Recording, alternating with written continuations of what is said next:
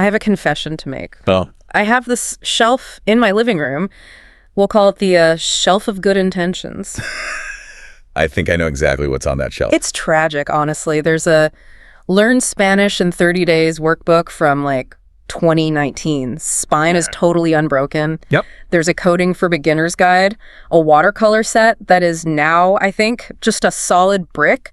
I buy these things because I get this burst of motivation. I tell myself, okay, starting Monday, 2 hours. Every night, I'm going to master this. And then Monday comes around, you work late, you have to make dinner, the kids need help with something, and you look at that 2-hour block you scheduled, and what happens? I collapse on the sofa and watch a documentary about someone else doing cool stuff. It's the classic cycle, you know, enthusiasm and then the crushing reality of time management. We just don't have the hours, or at least that's what I tell myself to sleep at night. Well, that's the story we all live by, isn't it? This idea that mastery requires these massive, uninterrupted blocks of time. Right. But what if I told you that the shelf of good intentions isn't full because you're lazy, but because your strategy is actually biologically fighting against how your brain wants to learn? I would say that sounds very convenient for my ego. Yeah. But I'm listening. So we are digging into a fascinating piece of content today. It's from the Talk Easy English channel called the 5-Minute Blueprint for English Fluency, and it has insights from Sabrina and Noah. Okay. And look, I know you're thinking 5 minutes. It sounds like a total clickbait scam. It really does. I mean, come on. If I could learn a language in 5 minutes a day, I'd be a polyglot by now. It sounds like one of those, get six-pack abs in 30 seconds commercials. I was skeptical too.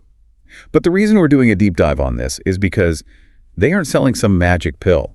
They're selling a complete philosophical shift on how we acquire skills. Their whole argument is that 5 minutes is actually better than 2 hours. Whoa, hold on. If, and this is the important part, if you understand the difference between intensity and consistency. Okay, I need you to run the math on that for me. Because 5 minutes a day is what, 35 minutes a week? Right. My 2-hour Sunday cram session is 120 minutes. So you're telling me that 35 minutes of work is worth more than 120. That just, it defies basic logic. In a vacuum, sure, 120 is the bigger number. Mm-hmm. But we aren't robots just downloading data to a hard drive. We're biological organisms. And the source material uses this brilliant analogy to explain it. Okay. They compare the brain to a houseplant. Houseplant. Okay, I've killed a few of those too, unfortunately. Well, think about how you kill them. If you want a plant to thrive, what do? We give it a little bit of water every single day. Right. The soil stays moist, the roots absorb nutrients, and the plant, it grows. Makes sense. Now imagine you ignore that plant Monday through Saturday. The soil turns to dust. The roots shrivel up. Then on Sunday, you feel guilty, and you dump a 5-gallon bucket of water on it. I have definitely done that. You flood it. You flood it. And what happens physically? The soil is too dry to even absorb the water, so most of it just runs off the sides. Yeah. The roots just sit there in a puddle, and they start to rot. The plant drowns. You provided more water on Sunday, but the result is death, not growth. That is distressingly accurate to my study habits. And this is where the neuroscience kicks in, which the source hints at. Our brains have a limit on what's called cognitive load. When you try to cram for 2 hours, after, 20 or 30 minutes, your brain stops encoding. That's the process of turning experience into memory. Okay. And it just starts surviving. So you aren't really learning for 2 hours. You're learning for 20 minutes, and then you're suffering for 100. So the Sunday flood, as we're calling it, is basically just wasted energy. It's worse than that. It's counterproductive because it builds this negative association with the task. Yeah. You finish that 2-hour session feeling exhausted and defeated, which makes you less likely to even start next week. The 5-minute method keeps the brain in that sweet spot of high engagement without hitting the wall of cognitive overload. Okay, I'm buying the don't drown the plant theory. But let's get practical. Because even with the best intentions, 5 minutes disappears fast. By the time I find my headphones and open my notebook, the time is up. It feels like you can't actually do anything in 300 seconds. That is the common hurdle. Usually, work expands to fill the time available, right? But here, the constraint itself can be paralyzing if you don't have a plan. Right. That's why Sabrina's blueprint in the source is so valuable. It's prescriptive. It breaks down the 5 minutes into a very specific circuit. Like circuit training for your brain. Precisely. And while they frame this for learning English, I want you and everyone listening to think about this for any skill. Coding, music, history. It applies across the board. Okay, let's pressure test this. Minute 1. Clock's ticking. What am I doing? Minute 1 is input, specifically listening. The source suggests listening to one short audio clip, a podcast snippet, a reel, a YouTube short, whatever. It's listening. Do I need to be taking notes, analyzing the syntax or anything? No. And that is where people get it wrong. They try to make minute 1 into a lecture. The goal here is just exposure. It's about tuning your ear. Oh, If you're learning a language, you're just letting the rhythm of the words hit your eardrums. So it's almost like osmosis. It is. Yeah. Think about how a musician listens to music. They aren't always analyzing the chord structure. Sometimes they just listen to internalize the groove. Minute 1 is just proving to your brain, hey, we're doing this today. It's a warm-up. Okay, I can do that when I'm brushing my teeth. That's easy. Minute 2, now we're moving to output. Minute 2 is speaking. The instruction is to repeat one sentence out loud. But, and this is where I think you're going to have some pushback, the source gives a very specific instruction here. What's that? Don't worry about your accent. Yeah, see, that's where I pump the brakes. Don't worry about the accent. Isn't that how you develop bad habits? If I spend a year practicing terrible pronunciation, haven't I just cemented a mistake that I'll have to unlearn later? That is a very valid fear, and it keeps a lot of people silent. But here's the counter-argument from the experts. You cannot refine what you do not produce. Okay, explain that. If you wait until you can pronounce it perfectly before you speak, you will never speak. You're trying to edit the manuscript before you've even written a first draft. In minute 2, the goal isn't accuracy, it's physiology. Physiology. You need to get your mouth muscles used to making these strange shapes. So it's like physical therapy, essentially. Yes. You're building the muscle memory of the mouth. Yeah. You can clean up the accent later when you're more comfortable. But if you stay silent because of perfectionism, that muscle never develops. It's better to speak poorly than to be silently perfect. Better to speak poorly than to be silently perfect. I might put that on a t-shirt. You should. Okay, I'll accept that. We're 2 minutes in. We've listened. We've babbled a bit. Minute 3. Minute 3 is reading. And again, the constraint is key here. You read one sentence. Just one. Just one. See, this is where my overachiever brain kicks in. I'd read the sentence and think, well, that wasn't enough. And I'd try to read the whole paragraph, realize I don't know half the words, get frustrated, and quit. That is the trap. The one-sentence rule is a safety mechanism. It prevents you from biting off more than you can chew. It's the foot-in-the-door technique. If you read one sentence and you feel great, okay, maybe you read another.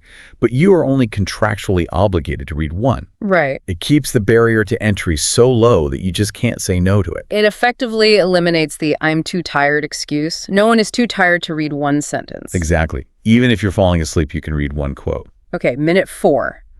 Writing. Now, personally, this is the one I would skip. Writing feels like homework. It feels like a test. It does. It brings up all that trauma from school exams. But the source suggests something very specific here to bypass that anxiety. You aren't writing an essay. You're writing one simple sentence about your day or your learning. Give me an example. The example Noah gives is, today I learned something new in English. That's it. That counts. That counts. And here's why this minute is so crucial, specifically compared to just speaking or reading. When you write, and there's some debate about handwriting versus typing, but let's assume handwriting, you're engaging a different cognitive loop. You have to visualize the spelling, the structure, and physically form the letters. It forces a level of precision that speaking doesn't. That makes sense. When I speak, I can kind of mumble through the end of a word if I'm not sure of the conjugation. When I write, there's nowhere to hide. Correct. It solidifies the knowledge. It's the difference between recognizing a face and being able to draw it from memory. Writing forces you to really know the structure. Okay, we are 4 minutes deep. We've hit all the major skills: listening, speaking, reading, writing. We have 1 minute left. What's the finale? Minute 5 is vocabulary. The task is to learn one new word. Okay, we need to circle back to the math here, because I know we talked about consistency, but 1 word a day. There are, 170,000 words in the English language? Something like that, yeah. At 1 word a day, I'll be fluent by the time the sun burns out. It feels glacial, doesn't it? But let's look at the alternative. The intensity method says, I'm going to memorize 20 words today. Which I have done. Flashcards, apps, the whole deal. And what happens 3 days later? I remember none of them. Or I remember one, but I can't remember which one it is. Exactly. Because you flooded the plan. But let's look at the power of one. 1 word a day is 365 words a year. Now, that doesn't sound like a lot until you apply the Pareto principle. The 80-20 rule. Right. In almost any language, the most frequently used 300 to 500 words make up about 65% of all daily conversation. Wow. If you truly master one word a day, not just recognize it, but own it in 1 year, you have the structural core of the language. So you're saying 300 words that you actually know are better than 3,000 words that are just kind of vague in your head? Infinitely better. And the source gives a specific protocol for this minute, so you actually retain it. You don't just stare at the word. Well, what's the protocol? They use the word practice as the example. Step 1, definition. To do something regularly to improve. Okay. Step 2, application. You immediately put it in a sentence that's relevant to you. I practice English every day. Context. Context is the glue of memory. By spending a full 60 seconds on one word, twisting it around, using it, understanding it, you move it from short-term memory to long-term memory. You own it forever. It's deep work, but on a micro scale. Yes. And because you only did one, you aren't burned out. You're ready to do another one tomorrow. So we've gone through the 5 minutes, and what strikes me is that this isn't really about the time, is it? It's about the psychological safety of the routine. You've hit on something really profound there. The source material ends on a note that I think is the most important part of this whole deep dive. Which is? It's about the learner's attitude. They use a specific word that caught my eye. They talk about shifting from perfection to bravery. Yes. Noah says, learning is not about being perfect. It's about being brave and trying every day. Bravery seems like a big, heavy word for just, conjugating a verb. I mean, firefighters are brave. Am I brave for learning French? I think you are. Think about the ego. As adults, we're used to being competent. We know how to do our jobs, drive our cars, pay our taxes. Right. When you start learning a new skill, a language, guitar, coding, whatever, you voluntarily strip away that competence. You become a toddler again. You sound silly. You make mistakes. You feel vulnerable. That is true.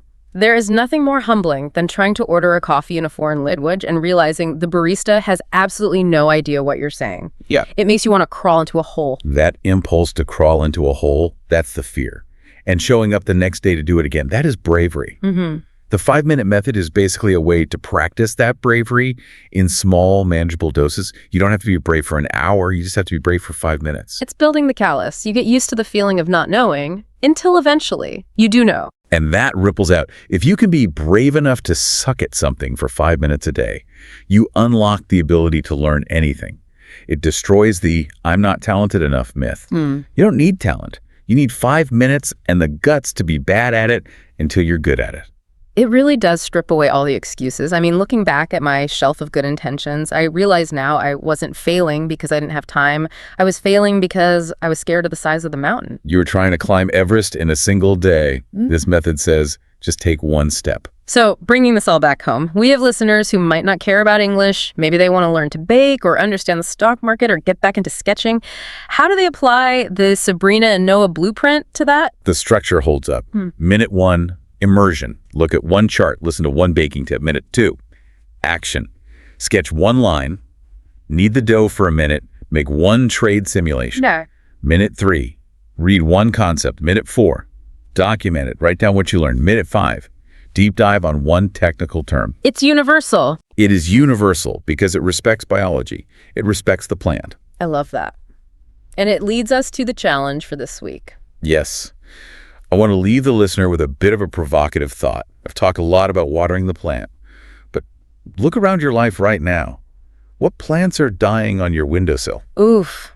That's a guilt-inducing question. Is it the guitar in the closet, the unfinished novel, the fitness routine you keep putting off? If we accept that the flooding method, the I'll do it when I have time method, doesn't work, then those plants are doomed. But what if you just gave them 5 minutes today? Not an hour. Just 5 minutes. Revive the roots.